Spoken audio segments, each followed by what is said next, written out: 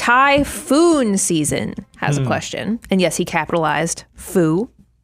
You get it? Because I get it. Just make sure you got that. He was like, okay. Typhoon season's question says, I'm 34 and I'm on step 8 of the financial order of operations, or the foo. Nice. So far, I focused my savings rate and only invested in index target retirement funds. But how do I know when I need to change my allocation? So it sounds like Typhoon has been listening to us for a while, because one of the things that we say is that when you're early on in your financial journey, your savings rate is exponentially more important than your rate of return, meaning you don't want to lose a lot of mental calories thinking about how you're spreading out your dollars early on. We think that a great solution for folks who are just starting to build are target retirement funds, because all you have to do is answer 2 questions. How much money can I save? And then when do I think I might need that money? So if I'm someone who's young, I might do a target retirement fund out to 2060 or 2065. And that might be a great solution where all I've got to do is start dumping money into that fund, and it's going to naturally allocate for me over time. It's going to take a lot of the mental energy that it would require of me to allocate that portfolio. So that's great for folks who are starting out. But we are of the opinion that that's a great generalized solution. As your portfolio gets larger and as your unique financial situation gets more nuanced, it might make sense for you to move from more of a generalized solution to more of a specific, unique solution to you. And I think that's the point where most people graduate past target retirement funds. Yeah, it's typically step 7 in the hyperaccumulation phase. I love that we get to go a little deeper on what step 7 is because what I like is that a lot of steps 1 through 6 is to cover the basics of your cash reserves, paying off the debt, and then maximizing all the tax benefits that our government has incentivized for you to think for the future.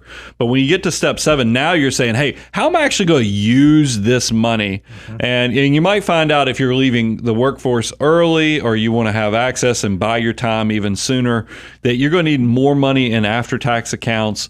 Or maybe you realize, hey, when you're in step 7, you're like, wow, I really maximized steps 5 and 6. So I have all these tax-free assets. I have all these tax-deferred assets, but I don't have any after-tax assets in a brokerage account. So maybe I need to reprioritize that.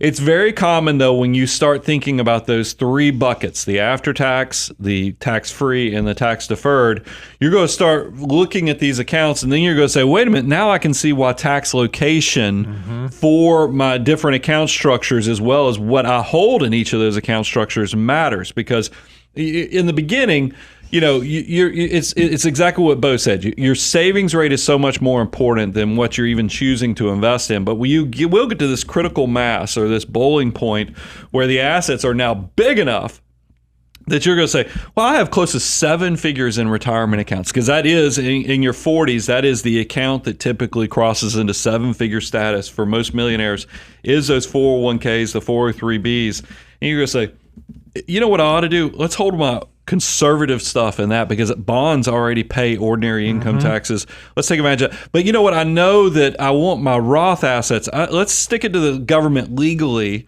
by letting those be growth assets that I can grow and maximize all that, you know, compounding growth over decades. So let's put in something that's probably an equity index type fund or something like that. So you actually are getting the market instead of trying to beat the market. But then you're going to think about your taxable account. Well, this is where I need my liquidity. So I have emergency reserves, but I also have opportunity capital here. But then you're going to say, but I know dividends are taxed in a favorable way. I know capital gains are taxed in a favorable way. So I'm going to have a mix of several different types of investments and assets there.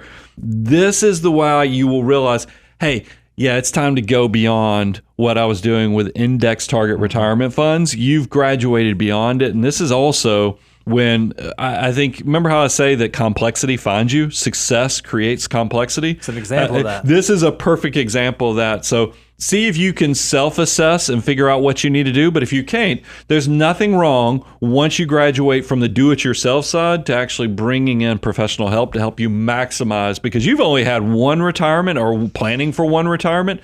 Why not bring somebody who's done this hundreds of times so that you can kind of protect yourself from the blind spots and then optimize every situation that's provided to you? And kudos to you, Typhoon. 34, step 8. That's awesome. Certainly, without knowing the numbers, certainly doing the right things at the right time, your future self will likely thank you for that.